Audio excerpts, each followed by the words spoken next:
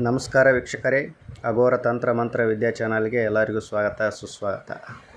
ಇವತ್ತಿನ ವಿಚಾರವು ಏನಂದರೆ, ನಿಮ್ಮ ಜೀವನದಲ್ಲಿ ಸಕ್ಸಸ್ ಅನ್ನೋದೇ ಇರಲ್ಲ. ನೀವು ಏನೇ ಕೆಲಸ ಕಾರ್ಯಗಳನ್ನು ಮಾಡಿದರೂ ಸಹ ಅದಕ್ಕೆ ನೂರಾರು ಅಡೆತಡೆಗಳು, ವಿಘ್ನಗಳು ಅನ್ನೋದು ಬರ್ತಿರುತ್ತೆ. ಆಮೇಲೆ ನಿಮ್ಮ ಶತ್ರುಗಳು ಯಾರಿರ್ತಾರೆ ಅವರು ನಿಮ್ಮ ಮೇಲೆ ದ್ವೇಷ, ಅಸೂಯೆದಿಂದ ಏನು ಮಾಡಿರ್ತಾರೆ, ಕೆಲವೊಂದು ಕಟ್ಟುಗಳನ್ನು ಹಾಕಿರ್ತಾರೆ. ಅಂತಹ ಕಟ್ಟುಗಳನ್ನು, ಆ ಲಾಕ್ಗಳನ್ನು ಓಪನ್ ಮಾಡಬೇಕು.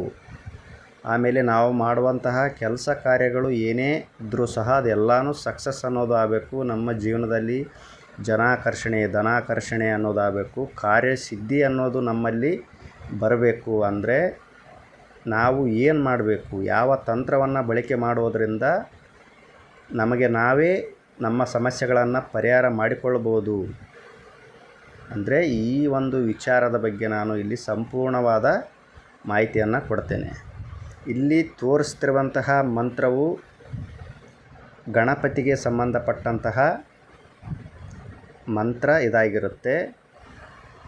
ಈ ಮಂತ್ರ ಎಷ್ಟೊಂದು ಪವರ್ಫುಲ್ ಆಗಿರುತ್ತೆ ಅಂದರೆ, ನಿಮಗಿರುವಂತಹ ಕಟ್ಟುಗಳನ್ನು ಬಿಚ್ಚುತ್ತೆ. ಆಮೇಲೆ ನಿಮ್ಮ ಕೆಲಸ ಕಾರ್ಯಗಳಲ್ಲಿ ಏನಾದರೂ ನೂರಾರು ವಿಘ್ನಗಳು, ಅಡೆತಡೆಗಳು ಬರ್ತಿದ್ರೆ ಅದನ್ನು ಸಹ ಪರಿಹಾರ ಅನ್ನೋದು ಮಾಡುತ್ತೆ. ಆಮೇಲೆ ಜನಾಕರ್ಷಣೆ, ಧನಾಕರ್ಷಣೆ ಅನ್ನೋದು ನಿಮಗೆ ಇರುತ್ತೆ. ನೀವು ಮಾಡುವಂತಹ ವ್ಯಾಪಾರ, ವಹಿವಾಟು ಅಥವಾ ಇನ್ನಿತರೆ ಯಾವುದೇ ಕೆಲಸಗಳಲ್ಲಿ ಸಕ್ಸಸ್ ಇಲ್ಲ ಅಂದರೆ ಈ ಒಂದು ತಂತ್ರ ಬಳಕೆ ಮಾಡೋದರಿಂದ ಸಕ್ಸಸ್ ಅನ್ನೋದು ಸಿಗುತ್ತೆ. ಏನು ಮಾಡಬೇಕು, ಯಾವ ಥರ ನಾವು ಈ ಒಂದು ತಂತ್ರವನ್ನು ಮಾಡಿಕೊಳ್ಬೇಕು ಅಂದರೆ, ನೀವು ಬುಧವಾರ ದಿನ ಶುಭ ನಕ್ಷತ್ರವನ್ನು ನೋಡಿಕೊಳ್ಬೇಕು. ಶುಭ ನಕ್ಷತ್ರವನ್ನು ನೋಡಿಕೊಂಡು ಗರಿಕೆ ಹುಲ್ಲನ್ನು ತೆಗೆದುಕೊಂಡು ಬರಬೇಕು. ಆಮೇಲೆ ಮಣ್ಣಿನಿಂದ ಮಾಡಿದಂತಹ ಗಣಪತಿ ವಿಗ್ರಹ, ಅಂದರೆ ಗಣೇಶನ ಮೂರ್ತಿಯನ್ನು ಮಣ್ಣಿನಿಂದ ಮಾಡಿರಬೇಕು. ಅಂತಹ ಒಂದು ವಿಗ್ರಹವನ್ನು ತೆಗೆದುಕೊಂಡು ಒಂದು ಪೀಠದ ಮೇಲೆ ಗಣಪತಿಯನ್ನು ಕೂಡಿಸಿ ನೀವು ಪೂರ್ವ ಅಭಿಮುಖವಾಗಿ ಕುಳಿತುಕೊಳ್ಳಬೇಕು. ನಿಮಗೆ ಎದುರು ಗಣೇಶನ ಮೂರ್ತಿ ಅನ್ನೋದು ಇರಬೇಕು. ಕೆಂಪು ವಸ್ತ್ರವನ್ನು ಹಾಕಿ ನೀವು ಗಣಪತಿಯ ಒಂದು ಮೂರ್ತಿಯನ್ನು ಇಟ್ಟು ತುಪ್ಪದ ದೀಪವನ್ನು ಹಚ್ಚಿ ಇಲ್ಲಿ ತೋರಿಸ್ತಿರುವಂತಹ ಮಂತ್ರವನ್ನು ನೀವು 108 ಬಾರಿ ಗರಿಕೆ ಹುಲ್ಲನ್ನು ಬಲಗೈಯಲ್ಲಿ ಹಿಡಿದುಕೊಂಡು ನೀವು ಮಂತ್ರವನ್ನು ಜಪ ಮಾಡಬೇಕು. ಓಂ ನಮೋ ಸಿದ್ಧಿ ವಿನಾಯಕಾಯ ಸರ್ವ ಕಾರ್ಯಕರ್ತ್ರೆ ಸರ್ವ ವಿಘ್ನ ಪ್ರಶಮನಾಯ ಸರ್ವರಾಜ ವಶೀಕರಣಾಯ ಸರ್ವಜನ ಸರ್ವಸ್ತ್ರೀ ಪುರುಷ ಆಕರ್ಷಣಾಯ ಶ್ರೀ ಓಂ ಸ್ವಾಹ ಅಂತ ನೀವು ಮಂತ್ರವನ್ನು 108 ಬಾರಿ ಗರಿಕೆ ಹುಲ್ಲಿಗೆ ಅಭಿಮಂತ್ರಿಸಿ ಆ ಒಂದು ಗರಿಕೆ ಹುಲ್ಲನ್ನು ನೀವು ಗಣಪತಿಗೆ ಅರ್ಪಿಸಬೇಕು. ಗಣೇಶನ ಬಲಭುಜದ ಮೇಲೆ ನೀವು ಈ ಗರಿಕೆ ಹುಲ್ಲನ್ನು ಇಡಬೇಕು. ಮತ್ತು ಸಾಯಂಕಾಲ ವೇಳೆ ನೀವು ಪೂಜೆಯನ್ನು ಮಾಡುವಾಗ ಆ ಬೆಳಗ್ಗೆ ಇಟ್ಟ ಗರಿಕೆ ಹುಲ್ಲನ್ನು ನೀವು ತೆಗೆದಿಡಬೇಕು. ಅದನ್ನು ಎಸಿಬಾರದು. ಯಾಕಂದರೆ ಆ ಗರಿಕೆ ಹುಲ್ಲು ಅನ್ನೋದು ತುಂಬಾ ಇಂಪಾರ್ಟೆಂಟ್ ಆಗುತ್ತೆ. ಮತ್ತು ಸಾಯಂಕಾಲ ಹೊಸದಾಗಿ ಇರುವಂತಹ ಗರಿಕೆ ಹುಲ್ಲನ್ನು ನೀವು ಗಣೇಶನಿಗೆ ಮಂತ್ರೋಕ್ತವಾಗಿ ಅರ್ಪಣೆ ಮಾಡೋದು ಮತ್ತು ತೆಗೆದಿಡೋದು. ಈ ಥರ ನೀವು 21 ದಿನ ನಿರಂತರವಾಗಿ ಮಾಡಬೇಕು. ಪ್ರತಿದಿನ ಬೆಳಗ್ಗೆ ಮತ್ತು ಸಾಯಂಕಾಲ ಆ ಗರಿಕೆ ಹುಲ್ಲನ್ನು ನೀವು ಎಸಿಬಾರದು. ಯಾಕಂದರೆ ನೀವು ತೆಗೆದಿಟ್ಟುಕೊಳ್ಬೇಕು ಆ ಗರಿಕೆ ಹುಲ್ಲನ್ನು. 21ನೇ ದಿನಕ್ಕೆ ಕಂಟಿನ್ಯೂಸ್ ಆಗಿ ನೀವು ಮಾಡಿರಬೇಕು. 21ನೇ ದಿನಕ್ಕೆ ಏನು ಮಾಡಬೇಕು, ಆ ಗರಿಕೆ ಹುಲ್ಲನ್ನು ತೆಗೆದುಕೊಂಡು ಗಣೇಶನ ಮೂರ್ತಿಯ ಮುಂದುಗಡೆ ಚಿಕ್ಕದಾಗಿ ನೀವು ಹೋಮವನ್ನು ಮಾಡಬೇಕು. ಅಂದರೆ ರೆಡಿಮೇಡ್ ಹೋಮ ಕುಂಡಗಳು ಸಿಗುತ್ತೆ. ನೀವು ಅಗ್ನಿಹೋತ್ರಗಳನ್ನು ಏನು ಮಾಡ್ತಿರ್ತಾರೆ ಮನೆಯಲ್ಲಿ, ಸಾಮಾನ್ಯವಾಗಿ ಎಲ್ಲರೂ ಮಾಡ್ತಿರ್ತಾರೆ ಅಗ್ನಿಹೋತ್ರಗಳನ್ನು.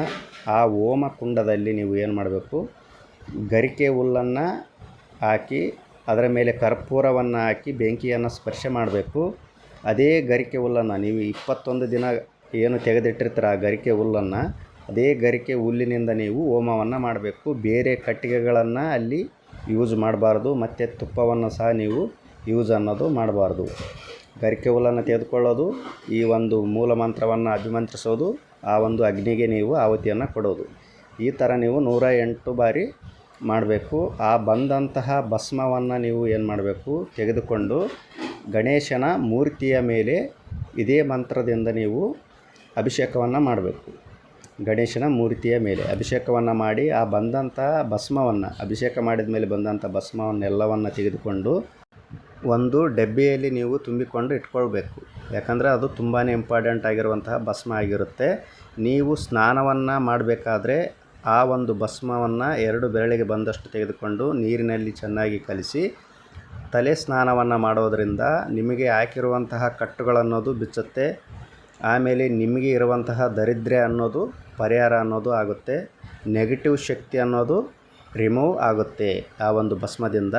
ಆಮೇಲೆ ನೀವು ಯಾವುದೇ ಕೆಲಸ ಕಾರ್ಯಗಳಿಗೂ ಹೋಗಬೇಕಾದಾಗೂ ಸಹ, ಆಮೇಲೆ ನೀವೇನಾದರೂ ವ್ಯಾಪಾರ ವಹಿವಾಟು ಇನ್ನಿತರೆ ಕೆಲಸ ಕಾರ್ಯಗಳು ಏನೇ ಮಾಡ್ತಿದ್ರೂ ಸಹ ಬೆಳಗ್ಗೆ ಎದ್ದ ತಕ್ಷಣ ನೀವು ಪೂಜೆಯನ್ನು ಮಾಡಿ ಈ ಒಂದು ಮಂತ್ರವನ್ನು ನಿಮಗೆ ಎಷ್ಟು ಸಾಧ್ಯ ಆಗುತ್ತೋ ಅಷ್ಟು ಮಂತ್ರವನ್ನು ಹೇಳಿ ಆ ಒಂದು ಭಸ್ಮದಲ್ಲಿ ತುಪ್ಪವನ್ನು, ಹಸುವಿನ ತುಪ್ಪವನ್ನು ಹಾಕಿ ಮಿಕ್ಸ್ ಮಾಡಿ ಪೇಸ್ಟ್ ಥರ ಮಾಡಿರಬೇಕು. ಆ ಒಂದು ಪೇಸ್ಟನ್ನು ನೀವು ಹಣೆಗೆ ತಿಲಕದ ರೂಪದಲ್ಲಿ ಹಚ್ಚಿಕೊಂಡು ನಿಮ್ಮ ಕೆಲಸಗಳಿಗೆ ಹೋಗೋದ್ರಿಂದ ಪ್ರತಿಯೊಂದು ಕೆಲಸ ಕಾರ್ಯಗಳು ಸಕ್ಸಸ್ ಅನ್ನೋದಾಗುತ್ತೆ. ಯಾವುದೇ ಅಡೆತಡೆಗಳು ಅನ್ನೋದು ಬರಲ್ಲ, ವಿಘ್ನಗಳು ಅನ್ನೋದು ಬರಲ್ಲ.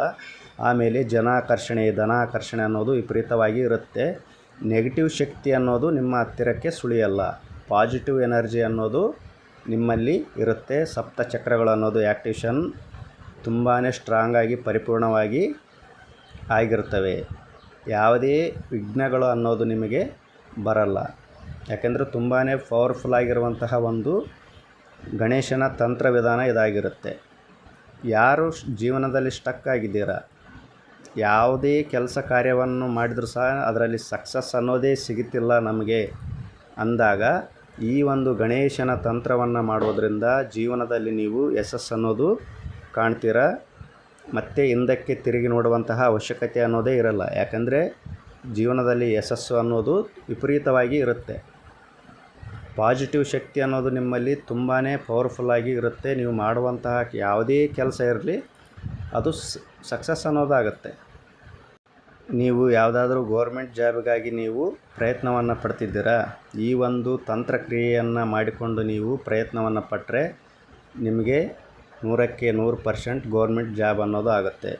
ಯಾವುದೇ ವಿಘ್ನಗಳು ಅನ್ನೋದು ಬರಲ್ಲ. ನೀವು ಎಷ್ಟೇ ಓದಿದರೂ ಸಹ ನಿಮಗೆ ನೌಕರಿ ಅನ್ನೋದೇ ಸಿಗುತ್ತಿಲ್ಲ. ನಮಗೆ ನಮ್ಮ ಓದಿದಂತಹ ಲೆವೆಲ್ಗೆ ನಮಗೆ ನೌಕರಿ ಅನ್ನೋದೇ ಸಿಗುತ್ತಿಲ್ಲ ಅಂದಾಗ ಈ ಒಂದು ತಂತ್ರ ಬಳಕೆಯನ್ನು ಮಾಡೋದರಿಂದ ನಿಮ್ಮಲ್ಲಿರೋಂಥ ನೆಗೆಟಿವ್, ಆ ಗ್ರಹಗತಿಗಳ ಒಂದು ನೆಗೆಟಿವ್ ಆಗಿರಲಿ, ನಿಮ್ಮ ದೇಹದಲ್ಲಿರುವಂಥ ನೆಗೆಟಿವ್ ಆಗಿರಲಿ, ಅದೆಲ್ಲನೂ ರಿಮೂವ್ ಆಗಿ ನೀವು ಮಾಡುವಂತಹ ಪ್ರಯತ್ನಕ್ಕೆ ತಕ್ಕ ಫಲ ಅನ್ನೋದು ನಿಮಗೆ ಸಿಗುತ್ತೆ.